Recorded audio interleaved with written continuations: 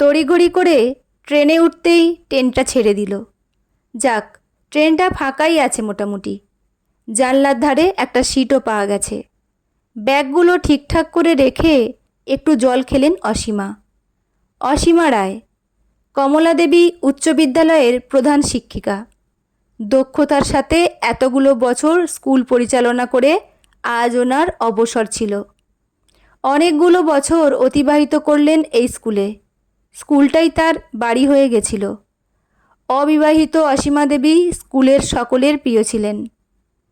তার ব্যবহারে সবাই তাকে খুব ভালোবাসত, শ্রদ্ধা করত। সহকর্মী থেকে ছাত্রীরা সকলে আজ তাকে চোখের জলে বিদায় জানালো। এতদিনের স্কুল ছেড়ে আসতে তারও আজ চোখে জল। তবু যেতে তো হবেই। একটা সময় পর নতুনদের জন্য জায়গা ছেড়ে দেওয়াই তো নিয়ম। ছোট্ট দুটো ভাই বোন আর মাকে ছেড়ে বাবা যখন মারা যান, অসীমা দেবী তখন টিউশনি করে সংসার চালিয়েছেন। কিছুদিনের মধ্যেই এই স্কুলের চাকরি। মা মারা গেছেন অনেক বছর। ছোট বোনকে সুপাত্রস্থ করেছেন। ততদিনে ভাই মোটামুটি একটা চাকরি পেয়েছে। ভাইয়েরও বিয়ে দিয়েছেন। ভাই অবশ্য নিজে পছন্দ করে রেখে তাকে বলেছিল। তিনি সানন্দে দুজনের বিয়ে দিয়েছিলেন। সে অনেক দিনের কথা। ভাইয়ের ছেলে টুবলু এখন 12 ক্লাসে পড়ে। পিসি অন্ত্র প্রাণ টুবলুর। পিসিরও নয়নের মণি টুবলু। যত কিছুর আবদার সব পিসির কাছে, যত বায়না সব পিসির কাছে। অপেক্ষা করে থাকে কবে পিসি বাড়ি আসবে, আর সে সব কথা পিসিকে বলবে। ভাই ভাইয়ের বউ তাকে ভীষণ ভালোবাসে, মাথায় করে রাখে তাকে। তার কথাই শেষ কথা ওই বাড়ির। অসীমা দেবী একা মানুষ। স্কুলের কাছে একটা ঘর ভাড়া করে থাকেন যাতায়াতের অসুবিধার জন্য। একা মানুষের আবার কী এমন খরচ? বেশিরভাগটাই এই বাড়ির জন্য। টুবলুর জন্য খরচ করেন। ওর লেখাপড়ার অনেকটাই তিনি দেন, নিজের ইচ্ছেতেই দেন। প্রত্যেকটা মেয়েই চায় একটা সংসার, স্বামী সন্তান। অসীমা দেবীও তার ব্যতিক্রম নন। তারও ইচ্ছে ছিল একটা নিজের সংসার হবে, সন্তান হবে, কেউ একজন খুব নিজের হবে। কিন্তু না, হয়নি সেটা। আসলে তার জন্য চেষ্টা করার মতো কেউ ছিল না। দু একজন বললেও সেই কথা বেশি দূর পর্যন্ত এগোয়নি। আর নিজের বিয়ের কথা বলতেও কেমন লজ্জা লাগে, তাই আর বলা হয়নি। প্রেম ভালোবাসা ওসব যে আসেনি জীবনে সেটা না, কিন্তু দায়িত্বের বোঝা কাঁধে থাকার জন্য সেদিকে তাকানোর ফুরসত পাননি তিনি। যদিও এটা নিয়ে তার খুব একটা আফসোস এখন আর নেই, কারণ এই সংসারে এত ভালোবাসা পান তিনি। ওরা সবাই তার সব কিছু। ওদের মধ্যে দিয়েই তিনি তার সব স্বাদ পূরণ করেন।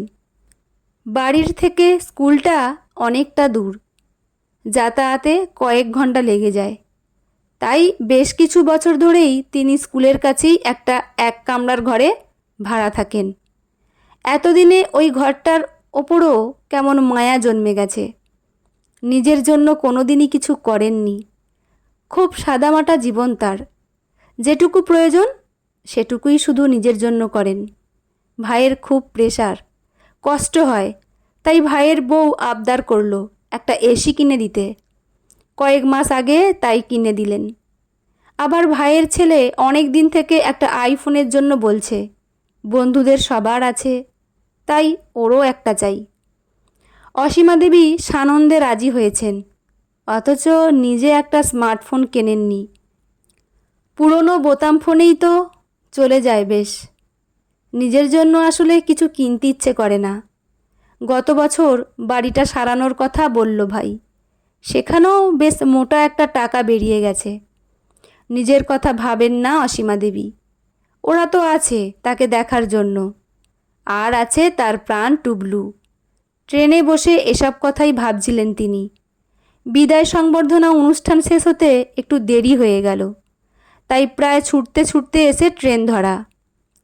কত কথাই না মনে আসছে। একদিকে এতদিনের স্কুল ছেড়ে যাওয়ার কষ্ট, আর একদিকে কত বছর পর নিজের বাড়িতে নিজের মানুষদের সাথে থাকতে পারা, দুঃখের মাঝেও আনন্দ। মনটা তাই আজ দুরকম অনুভূতি হচ্ছে, একদিকে কষ্ট আর একদিকে ভালো লাগা।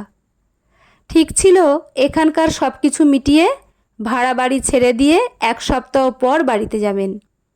সব জিনিসপত্র নিয়ে একেবারেই তখন যাবেন বাড়ি, কিন্তু মনটা যে কিছুতেই শুনল না কথা। আজ এত কষ্ট হচ্ছে, ইচ্ছে হচ্ছে নিজের মানুষদের কাছে গিয়ে কষ্টটা লাঘব করার।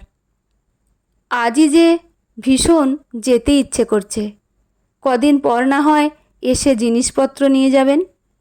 সেই ভেবেই ট্রেনে চেপে বসা, আর তার সাথে টুবলুর হাসি মুখটাও চোখের সামনে ভেসে উঠছে।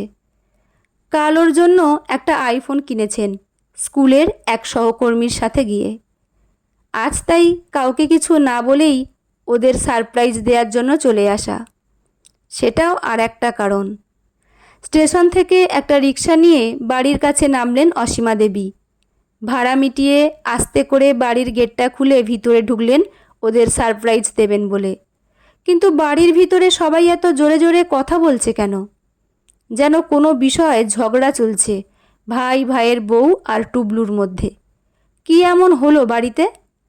তার কথাই মনে হচ্ছে বলছে। ভাইয়ের বউ দিদি দিদি বলে চিৎকার করে কিছু বলছে, টুবলুও চিৎকার করে কথা বলছে। কৌতূহল হলো খুব। চুপ করে শোনার চেষ্টা করলেন। শুনলেন টুবলু চিৎকার করে বলছে, আমি কিছুতেই ওই ঘর ছাড়ব না পিসিকে, ওটা আমার ঘর, থাকতে হলে বারান্দায় থাকবে পিসি। কি দরকার ছিল একেবারে আসার? ওখানেই তো ঠিক ছিল, মাঝে মাঝে আসতো। ভাইয়ের বউ বলল, তোমার দিদিকে বলো পেনশন যা পাবে তাই দিয়ে যেন কোনো বৃদ্ধাশ্রমে থাকেন। সারা জীবন আমি ওনাকে দেখতে পারবো না। বয়স হবে আর সব কিছু আমার ঘাড়ে পড়বে, ওটা হবে না। এখানে একেবারে থাকা চলবে না। আমার ছেলেও বড় হচ্ছে, ঘর কোথায় থাকার? ভাইয়ের মৃদু প্রতিবাদ শোনা গেলেও সেটা চাপা পড়ে গেল ওই দুজনের চিৎকারে। অথবা হয়তো ভাইও তাই চায়। থমকে দাঁড়িয়ে পড়লেন অসীমা। পা দুটো যেন পাথরের মতো ভারী হয়ে গেছে। আপনা আপনি কখন চোখ দিয়ে জল গড়িয়ে পড়ছে। কথাগুলো যেন বুকের মধ্যে এসে বিঁধছে। তীব্র কষ্ট বুকের থেকে গলার মধ্যে দলা পাকিয়ে উঠছে। নিজেকে একটু সামলে নিলেন অসীমা দেবী। চোখের জল মুছলেন। ভাগ্যিস কাউকে না জানিয়েই আজ এসেছিলেন। কঠিন সত্যিটা জানতে পারলেন। গেটটা বন্ধ করে পিছন ফিরে এগিয়ে গেলেন আবার স্টেশনের দিকে। আর একবারও পিছন ফিরে তাকালেন না। বন্ধুরা, গল্পটি এখানেই সমাপ্ত। এটি গল্প হলেও কিন্তু বাস্তবে এরকম ঘটনা দেখা যায়, তাই না? আপনাদের কেমন লাগলো জানাতে ভুলবেন না। লেখা কবিতা চক্রবর্তী, পাঠে আমি রিমি। দেখা হচ্ছে পরের কোনো গল্প নিয়ে। ভালো থাকবেন। ধন্যবাদ।